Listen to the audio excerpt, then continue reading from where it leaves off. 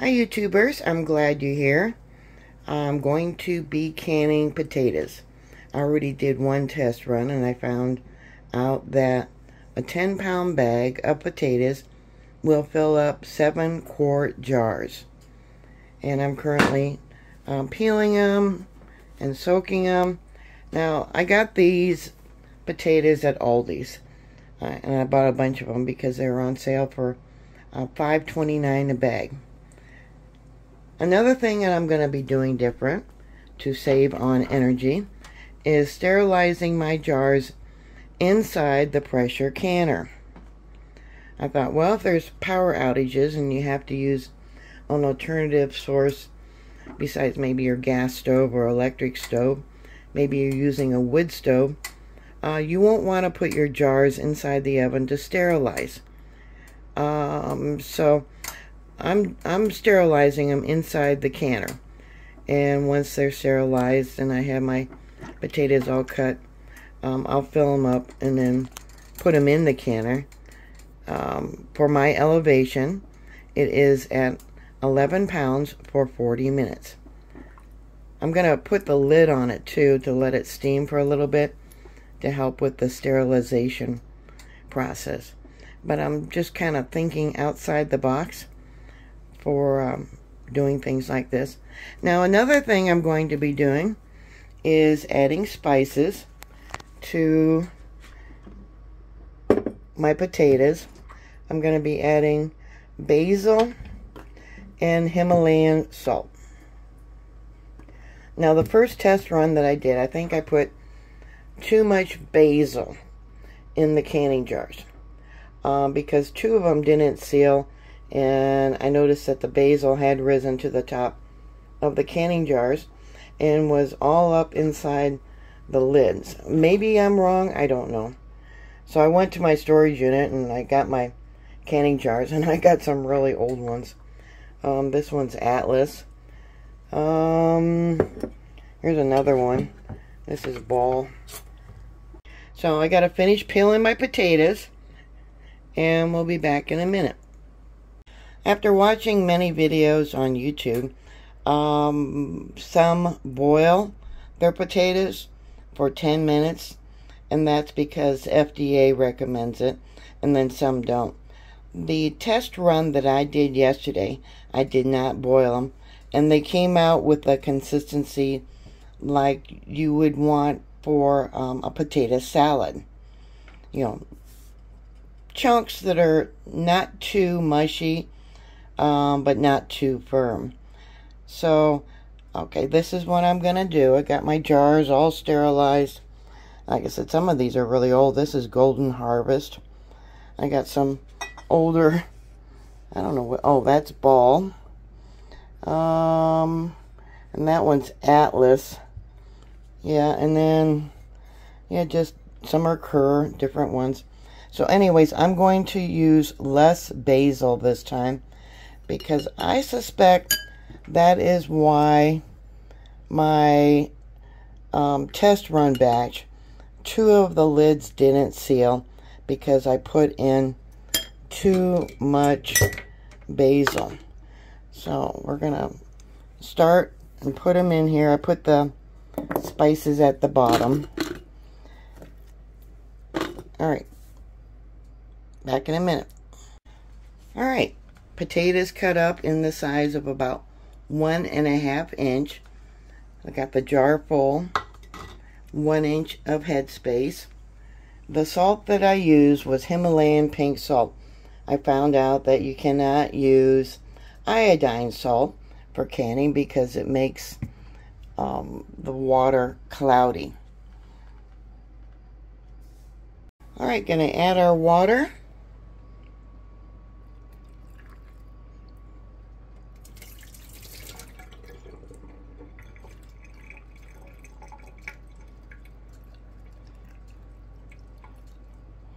Gonna need some more.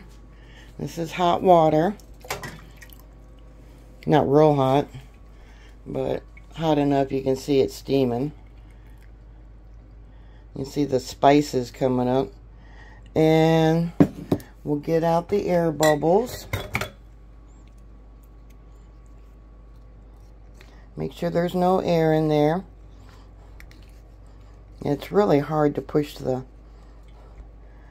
rubber spatula. You don't want to use metal to move stuff around because you don't want to scratch your jars. Alright, looks like we're probably still good on the water. Okay. Alright, so then we're going to sterilize the rim of the jar using a little bit of vinegar. Making sure it's all clean. Get my little magnetic wand for the lid. And I have two different size lids I'm going to have to use because I have wide mouth and then the small mouth. And we'll put on the ring. I'm getting better at using this thing. Okay. And it's got to be finger tight. And then we'll put it in the hot water, or warm water. It's actually just warm. Alright.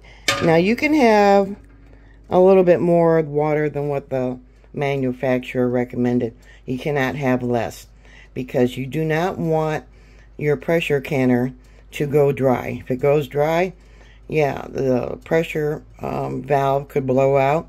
It could bow out the bottom of your pressure canner, and you could never use it again. So always make sure you have enough water and it doesn't go dry, and you do it to the recommended time that the manual says, or the USDA says, for canning your foods. Alright, second jar filled up. I don't want it to go over that 1-inch headspace. I'm going to add my water. I already have the basil and the Himalayan salt in there. Looks like I need a little bit more water.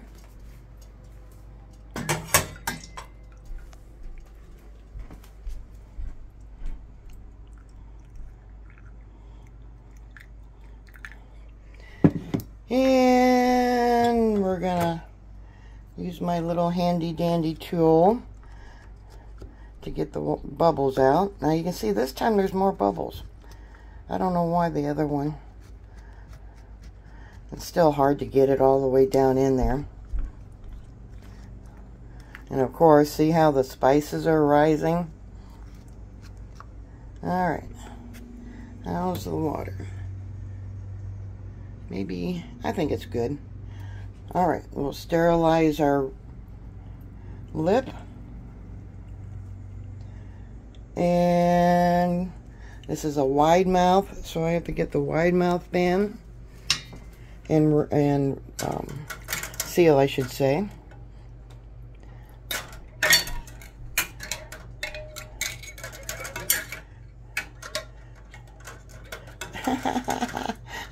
Yeah, I was getting better at this. Okay. Put that on there. Evidently you can touch the rings, you just can't touch the bottom, or the seals. You just can't touch the bottom of the seals. That's all sterilized. Alright. Finger tight. And we'll put it in the canning container. There, we got two done. See, two different sizes. Wide mouth and small. Alright, last jar. Something else I wanted to mention. You can see I got the salt in there already. The USDA says that you don't really put enough salt into your canning jars to actually do the preserving. And I think I'll have some potatoes left over. This is the basil. What I did was I put a little bit of lemon juice in the water so that the potatoes didn't discolor. And I'll probably have some left over that I can fry up for lunch maybe. We will see. So if you think you're putting the salt in to help preserve the food, according to the USDA, that is not the case. It's not like you're salting meat like they did in the old days. Oops. Alright. So this bag of potatoes probably had a couple extra potatoes in it. Why I had more left over this time than last time. Gotta make sure it's down. I think I'm gonna take one out. Okay. Now we'll add our water. You can see it's steaming. Get some more water.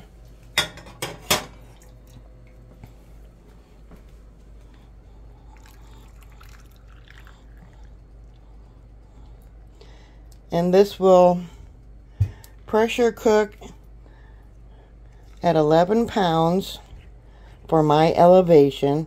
If you're over 2,000 foot elevation, you have to do things different. So follow your manual. But my elevation is only slightly over 1,700 and some odd feet. Let's see, I'll add a little bit of water to have the 1 inch of head space, and a little vinegar on a cloth to clean the rim, and then we'll put the last lid on.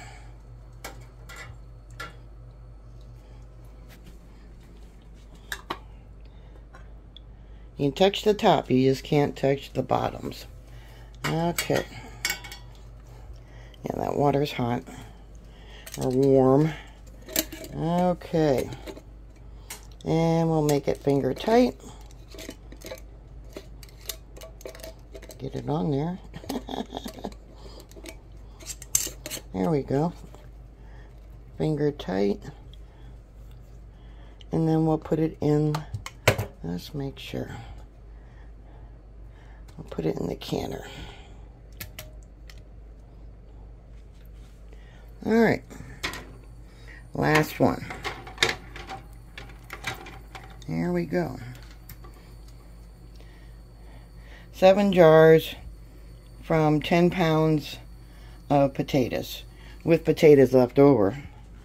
Yeah, and I'll just keep going because I got probably about 3 more bags to do. Alright, and then we'll put on the lid. So when you put on the lid, you gotta line up these little V's, and then you lock it. I'm probably gonna have to use 2 hands to lock it. And then I'm gonna turn up the heat after I got it locked on high, and I'm gonna let it vent. Once it starts venting, I'm going to let it vent for 10 minutes. And then after 10 minutes, I'll put the weight on and let it cook for 40 minutes. Alright, it's starting to boil. I don't know, this valve, some people call it a nipple in the back, is starting to, it hasn't come up. I'm going to start my 10 minutes of venting once that comes up. This here is the other seal I was talking about. If ever your canner goes dry, that will blow out. And of course all your jars will break inside when that happens. And then shoot everything up on the ceiling. But you don't ever want it to go dry. And you don't want to fill your canner over 3/4 water, and you want to make sure that this vent is clear every time you use it. This one is really small. When you tip it over and look through it, it's really hard to see in there because it's such a narrow little vent. Alright, it's starting to chatter. There we go. Alright, Alexa, set the timer for 10 minutes. And then when that's done, we'll wait until the pressure gets up to 11 pounds and turn it down. Yeah, we don't want to go over. You can go over 11 pounds, but you cannot go under. If you go under, you're going to have to start the time all over again. And there it is steaming. Can you see it? There we go. Alright, back in a little bit. So while we're waiting, I thought I'd show you some of the knickknacks I have in my kitchen. This can I keep my coffee in. I ordered it, actually came from London. I thought it was cute. It says, have a coffee. Do stupid things faster with more energy. And then these are two of my favorite coffee cups. Jesus and coffee, and then this one I picked up on my vacation in Orlando, Florida. I got quite a few cups when we were there, but I like this one. You can see it's getting worn. I like the little whales on here and the dolphins. But these are two of my favorite cups, and that's my favorite can of coffee. Minutes is up. I'm going to put the weight on here. It's really steaming away. When I did that yesterday, it scared everyone that was in the house.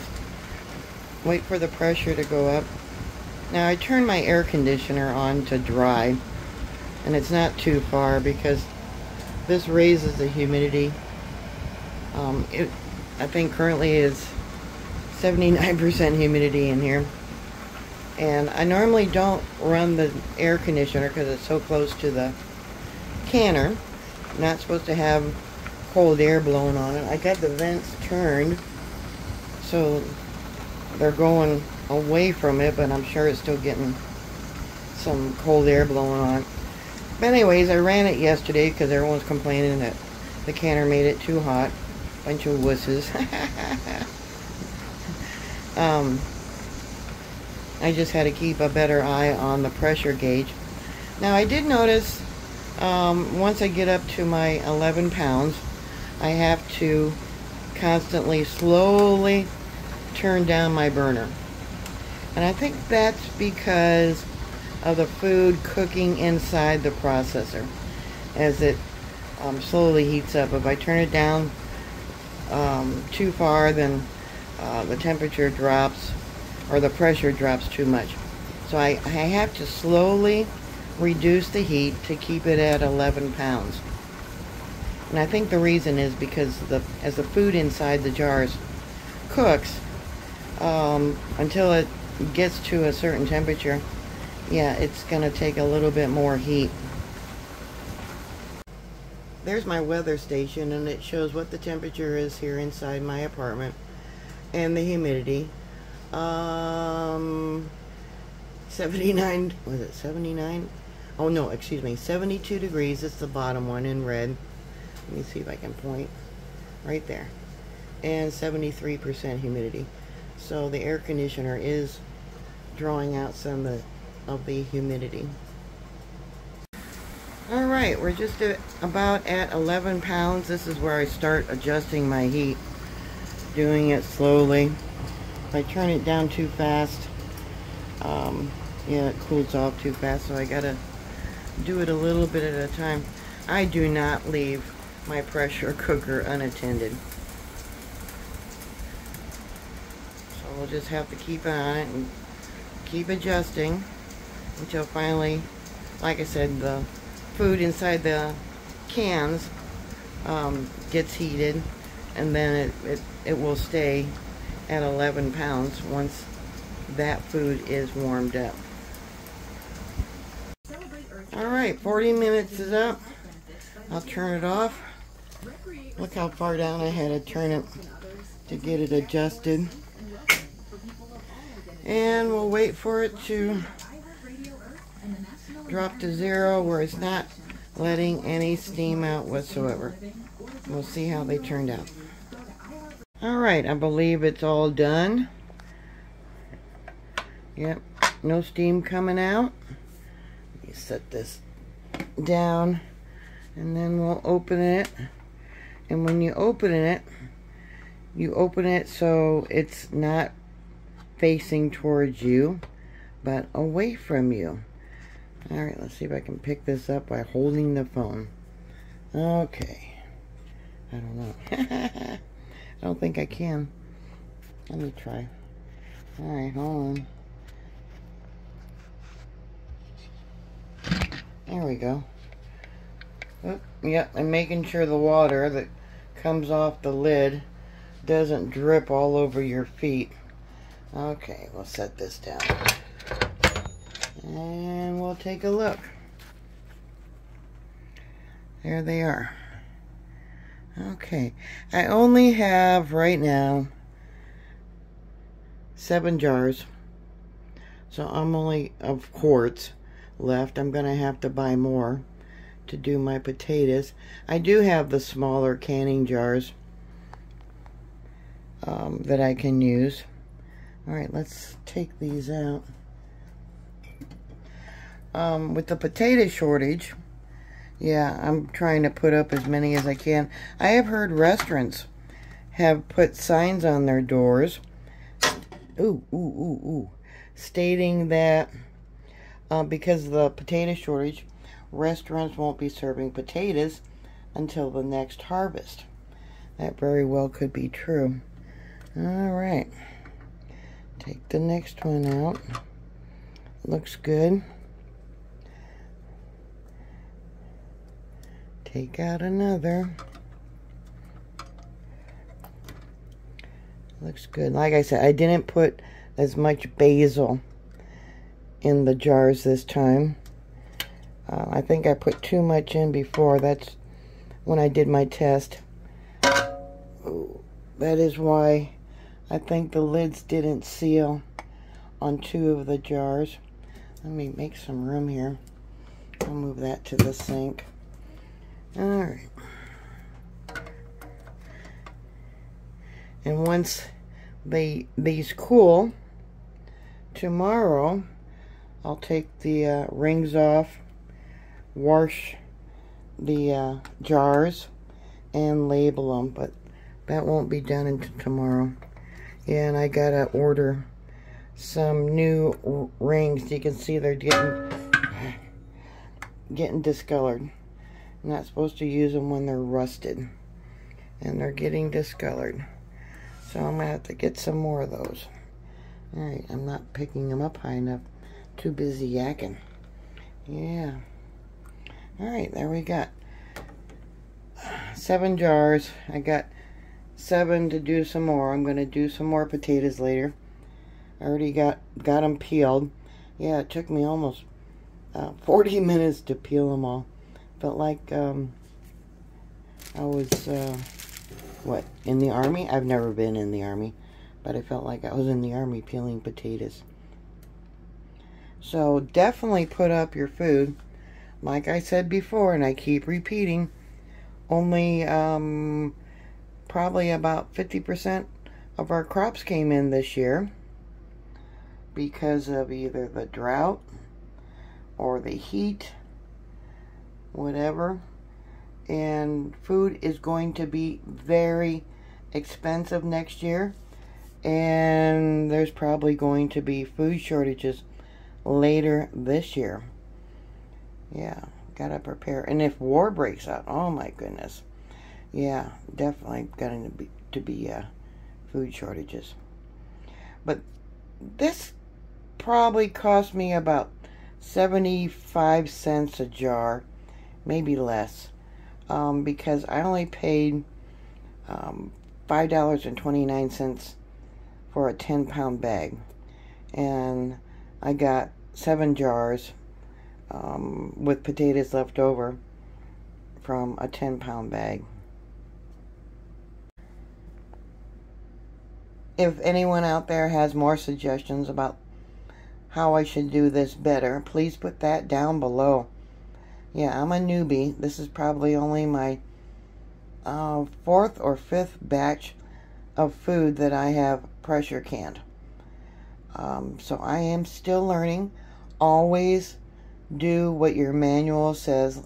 I did not boil these potatoes for 10 minutes before I put them in the jar, because other people have said how it just basically turned to mashed potatoes, and I didn't want mashed potatoes. Maybe I'll do French fry shape in my next batch, because that's my idea. I like to cook them and then have some French fries that I can just pop into the oven. Now, the test batch that I did yesterday, they came out with the consistency of softness, much like you would do with potato salad. So they're not too soft and they're not too hard. But anyways, yeah, any suggestions, please put it down below. Thank you very much for watching. Thank you for your support. Thank you for all the information you've been giving me and helping me. Please stay safe, and I'll talk to you later. God bless you. Bye.